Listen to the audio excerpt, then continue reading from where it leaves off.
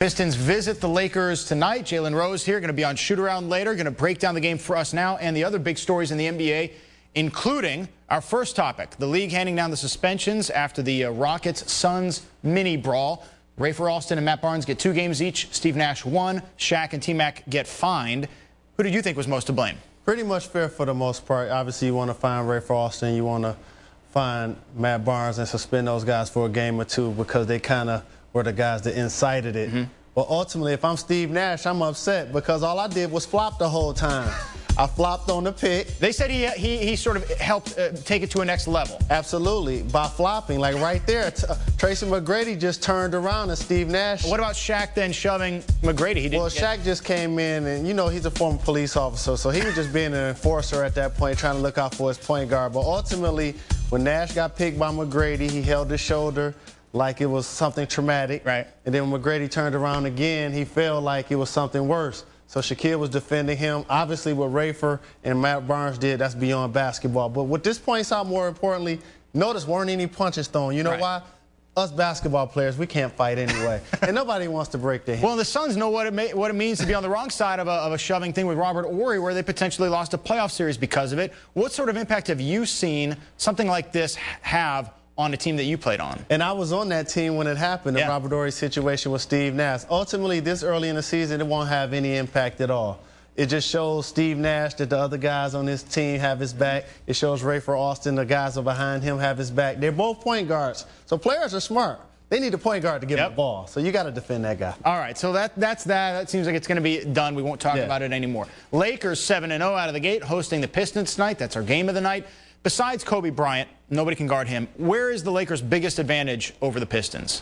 Rob, probably size, because you have Paul Gasol, and you have Andrew Bynum with a twin tower situation, 6'10", 6'11", and 7 foot, going against the Detroit Pistons, who Rasheed Wallace plays bigger than he is, but he's more perimeter oriented, especially offensively, the way he knocks down threes, and an inexperienced Amir Johnson. So if I'm the Lakers, I'm trying to do what I can to penetrate to the basket as much as possible. Kobe Bryant score and/or drop off to one of those big guys to finish, and watch for those big guys to try to control the backboard and allow the Lakers to get out in their running game. Lakers have 7 guys averaging better than 8 points per game, mostly right in that 8-11 points per game ratio, other than Kobe and Pau Gasol. How about Detroit 2-2 with Allen Iverson in the lineup? What sort of difference does he make against a team like the Lakers? He's a dynamic player, and you bring Allen Iverson to your team for games and teams like this. When you're in the Eastern Conference, you want Allen Iverson to see how he fares against the Celtics and the Cavs. In the West, you want to see how he fares against the Lakers and the Hornets, because those are the teams the Detroit Pistons look to emulate and try to compete against. And he's such the player that the other guys are going to take time to adjust to the way he scores the ball. But ultimately, for the Pistons, he gives them that home run threat from come playoff time, knowing when you look at the guards in the Eastern Conference that eliminated the Pistons the last few years. A couple of years ago, Miami was Jason Williams. Last year was Rondo with the Boston Celtics. Year before that, it was Boobie Gibson with the Cavs.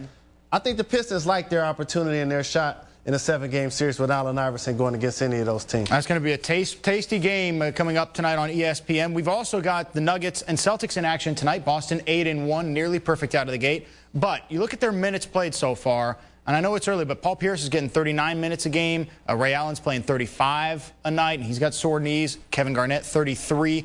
How important is it in June to play those guys a little less here in November? It's very important. I'm pretty sure I'm preaching right now what Doc Rivers is preaching to the guys on this bench. Those guys have to come in and supplement what they lost from James Posey in particular and P.J. Brown, and get more production from guys like Tony Allen, more consistency from Leon Powe. They need Kendrick Perkins to stay in the game, not in foul trouble, and continue to play big, because Paul Pierce is playing at an MVP-type level, in my opinion, right now in the league. And you know the energy and enthusiasm KG is going to bring, and Ray Allen has probably the best shooting stroke in the game. But you want those guys fresh come playoff time. Playing them that many minutes, they won't be fresh come playoff time, and they already had a tough uphill struggle in the playoffs last year. 7 games against the Atlanta Hawks. 7 games in their second-round series. That affects the team come championship contending time. Well, so maybe some of that goes on to Doc Rivers, and he's got to dial those guys in a little bit as much as they want to play every minute of every game. 2 of the best young teams in the league facing off tonight out west, the Blazers and the Hornets, Who's a better bet to get to the finals this year, get past the Lakers and into the championship? Oh, this year, between these two teams, it has to be the New Orleans Hornets. Here's a team that has Chris Paul, who's probably the best point guard in the game, 6 straight 20 and 10 games to start a season, which has never happened. They have Tyson Chandler back healthy now, playing big, blocking shots, rebounding, running the floor. You know about the shooting of Peja Stojakovic. We talked about what James Posey brings to the table, his defense and his intangibles. David West is performing like an all-star. This is a complete team.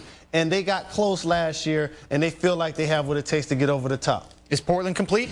Portland is complete. They have some of the best young talent in the game. When you talk about Greg Oden, I know a lot of people down on Oden. Are you? Get off his back. Are you down on him? No, not at all. The young fella's going to be, because I got a chance to play with him 2 summers ago in Los Angeles. And the young fella can play. He is what he is, a defender, a rebounder, somebody that's going to help them in the paint. And he's not their best player.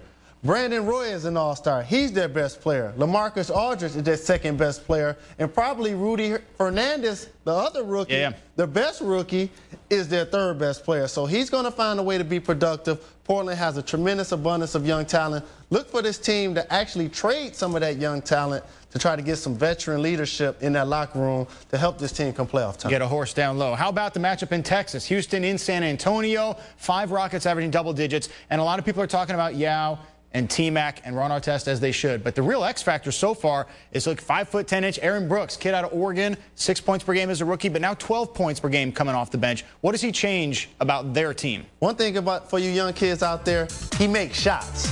You can shoot the ball consistently. You can potentially have a job on your high school team, your college team, and minutes on your pro team. He comes in, he understands his role. His role is not to get 10 assists. His role is not to be the guy that's throwing behind the back passes or alley-oop passes. He comes in to score the basketball, to push the tempo, to give them a different look when they take Rafer Alston out of the game. He's been doing a great job so far, and they're going to need that consistency for the entire season. Rockets off to a great start on top of their division as the Spurs, with the injuries to Tony Parker and Manu Ginobili, are off to their worst start in 12 years. Jalen Rose, a lot of information, a lot of insight. We'll see you at 7:30 Eastern on Shoot Around. Make sure you watch. Well, I'll be